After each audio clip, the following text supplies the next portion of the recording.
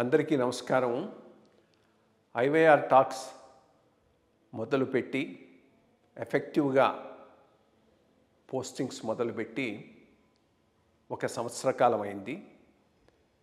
ఈ సంవత్సర కాలంలో సబ్స్క్రైబర్స్ బేసు 3,000 నుంచి 33,000 దాకా పెరిగింది.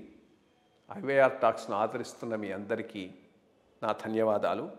భవిష్యత్తులో కూడా ఇదే రకంగా ఐవైఆర్ టాక్స్ని మీరు ఆదరిస్తారని ఆశిస్తూ ఉన్నాను. Thank you. నమస్కారం కృష్ణారావు గారు.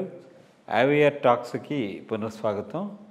అంతర్జాతీయ పరిస్థితుల్లో అంటే ముఖ్యంగా అమెరికా విషయం గురించి ఆలోచిస్తే ప్రపంచంలో ట్రంప్ గారు శాంతి సాధనకు కృషి చేస్తూ హమాస్ వాళ్ళకి వార్నింగ్ ఇవ్వడము, దానివల్ల యాక్సెప్ట్ చేయడం ఒకటి సంతోషకరము, ముదాహమైనటువంటి విషయం. అయితే మనకి ఈరోజు 3వ రోజు, 2 రోజులుగా టోటల్ అమెరికన్ ఎకానమీ ప్యారలైజ్ అయిపోయినదా అన్నటువంటి ఒక పెద్ద ప్రశ్న అందరి మధ్యలోనూ ఉదయిస్తుంది. ఎందుకంటే ఈ బడ్జెట్ పాస్ కాలేదు అండ్ ఫండ్స్ అన్నీ ఫ్రీజ్ అయ్యాయి.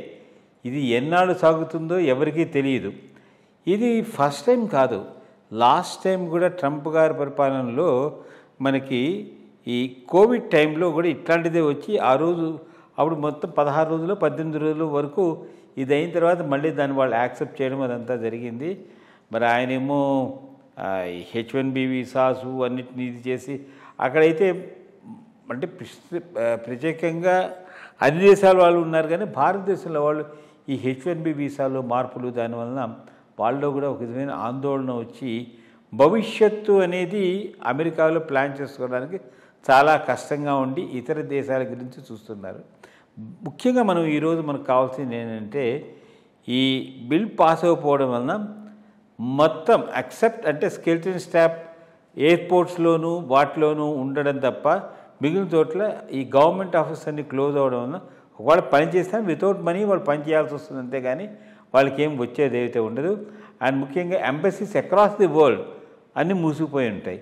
సో ఇలాంటి పరిస్థితుల్లో ఈ ఆందోళన ఇది టెంపరీ ఫేజ్ అని నిజంగా దీనికి ఏమైనా ఆయన ఒక చిన్న మ్యాజిక్ ప్లాన్ లాంటివి తీసుకొచ్చారు అమెరికన్ ఎకానమీ పునరుద్ధరించడానికి ఏమైనా చేస్తారా?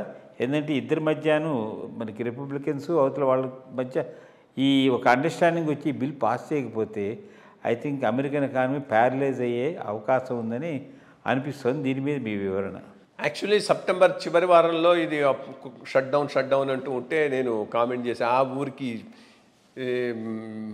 బెదిరింపులు చేస్తూనే ఉంటారు, లాస్ట్లో ఏదో కాంప్రమైజ్ వచ్చేసి రన్ చేస్తూ ఉంటారులే, ఇదేం పెద్ద మనం పట్టించుకోవాల్సిన అంశం కాదని అన్నాను. జరుగుతూ ఉంటుంది కూడా most of the years. Not that it is not there almost all ప్రతి తడవా ఏదో ఒకటి వస్తుంది, ఆ షట్ డౌన్ అంటారు. లాస్ట్ మినిట్లో వీళ్ళు కూర్చొని ట్రేడ్ ఆఫ్ చేసుకొని ఓకే నీకు అది ఇస్తా నాకు ఇది ఇస్తానని చెప్పి ముందుకెళ్ళిపోతూ ఉంటారు. బట్ ఎప్పుడైతే ఆ కాంప్రమైజ్ కూడా రాదో అప్పుడు షట్ డౌన్ రియల్గా అవుతున్నది. అట్లా ట్రంప్ లాస్ట్ దీంట్లో అయింది, మళ్ళీ ఇప్పుడు ఈ తడవ అయింది. బేసిక్గా ఇదేమైనా మెజారిటీ మైనారిటీ ప్రాబ్లం అంటే అది కాదు కూడా కాదు. ఎందుకంటే మెజారిటీ ఈరోజు సింపుల్ మెజారిటీ సెనేట్లో, మంచి మెజారిటీ హౌస్ ఆఫ్ రిప్రజెంటేటివ్స్లో వీళ్ళకే ఉంది, ఎవరికి రిపబ్లికన్స్కి ఉంది. బట్ కొంత బ్లాక్ చేసే పవర్, మైనారిటీ ఓట్ అయినా బ్లాక్ చేసే పవర్ మాత్రం డెమోక్రాట్స్ దగ్గర ఉన్నది. డెమోక్రాట్స్ హెల్త్కి సంబంధించి ఒక ఎక్స్పెండిచర్కు బిల్లు కోసం ఇన్సిస్ట్ చేస్తున్నారు. అది వీళ్ళు ఒప్పుకోకపోతే వాళ్ళు అది చేస్తూ ఉన్నారు.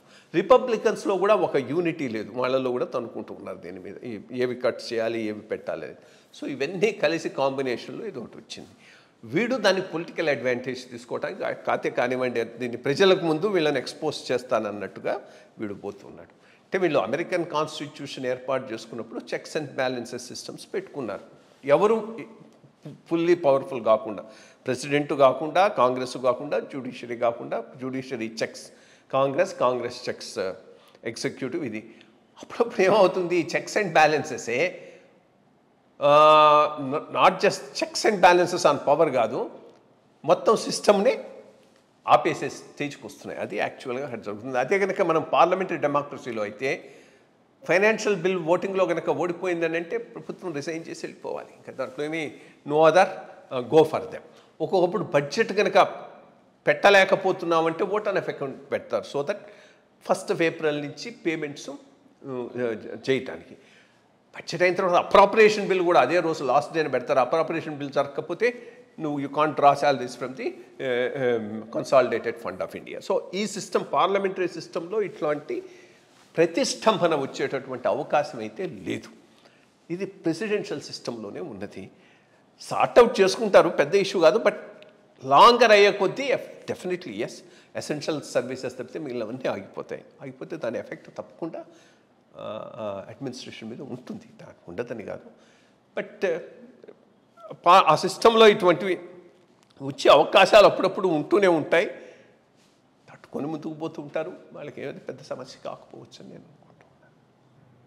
ఎంత తొందరగా సమస్యకి ముగింపు వస్తే అంత మంచిదని ఆశిద్దాం.